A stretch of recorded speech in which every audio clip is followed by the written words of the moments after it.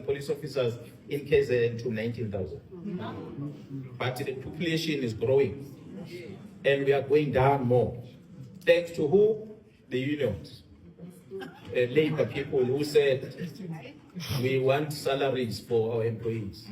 So the more government increase salaries is the lesser they employ.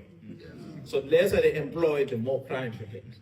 So we need to really interrogate and ask this thing. Prima, you said this country is going down in front of our eyes. The reality is we've got too many things that are wrong in our country that contribute. Labor laws are one of those. I can tell you that one. We moved to 25,000 employees. It was paying me to look at the NUMSA's Secretary General yesterday talking about the closures of UDA.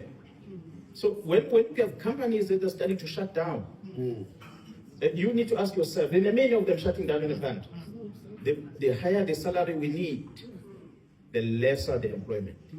And that's a reality. We can't avoid it, but it's a fact. We must face it, it is there. And we experience it in the police, and so is everyone. Now, therefore, we have to employ other means to try and balance this. Because if we don't have a person, that means we must employ a camera to help us to see at least.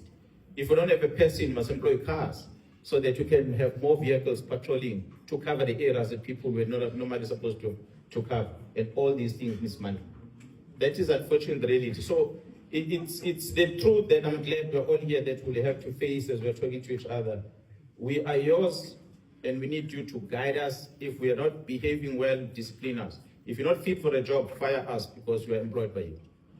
We not have a guarantee that we can be in this job forever. You need to chase us away if you're not delivering.